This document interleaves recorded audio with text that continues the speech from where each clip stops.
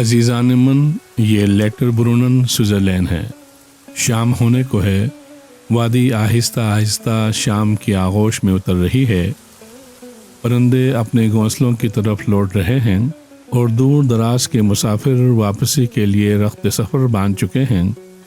میرے دونوں ساتھی شکور علی اور حیدر مجھ سے کچھ آگے آگے کسی کافی شاپ کی تلاش میں ہیں۔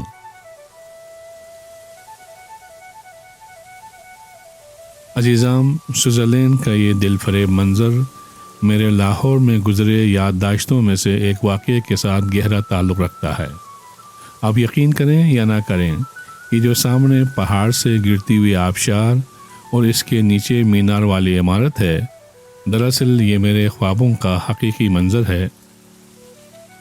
آپ کی توجہ چاہوں گا۔ اتوار والے دن ہم سارے دوست احباب چمن آئس کریم پر جمع ہوئے۔ مال روڈ کے فٹ پاتھ پر ایک شخص بہت سی خوبصورت سینریاں فروخت کر رہا تھا۔ میری نظر اسی آبشار اور مینار والی سینری پر پڑی، مجھے بے حد اچھی لگی تو میں نے خرید لی۔ وقاص بولے، اس کا کیا کرو گے؟ میں نے کہا، ابھی نیلا گنبد پر دکان والے کو دوں گا، وہ اس کا فریم کرے گا اور اپنے کمرے میں سجا دوں گا۔ تو وہ مسکرائے، تمہیں معلوم بھی ہے یہ جگہ کہاں ہے؟ میں نے کہا، جی ہاں، پڑھ لیا ہے، اس پر لیٹر برونن سوئٹزرلینڈ لکھا ہے اور یہ دبئی میں پرنٹ ہوئی ہے۔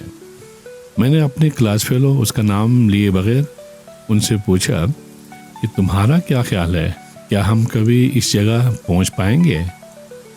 وہ ہلکی سی مسکراہٹ کے ساتھ بولی، میرے والدین تو اگلے سال میری شادی کرنے والے ہیں، مگر مجھے پورا یقین ہے ایک دن تم ضرور وہاں پہنچو گے۔ اس نے یہ بات کس یقین کے ساتھ کہی ہوگی، واللہ عالم۔ اب تو برسوں بیت چکے ہیں، جانے کہاں ہوگی اور کس حال میں ہوگی۔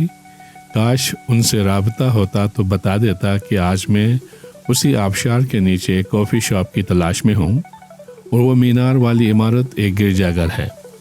عزیزام، میرے اسٹوڈنٹ لائف کا یہ واقعہ آپ سے شیئر کرنے کا مقصد یہ ہے کہ انسان اگر کوشش کرے اور ارادہ کرے تو دنیا میں کوئی چیز ناممکن نہیں۔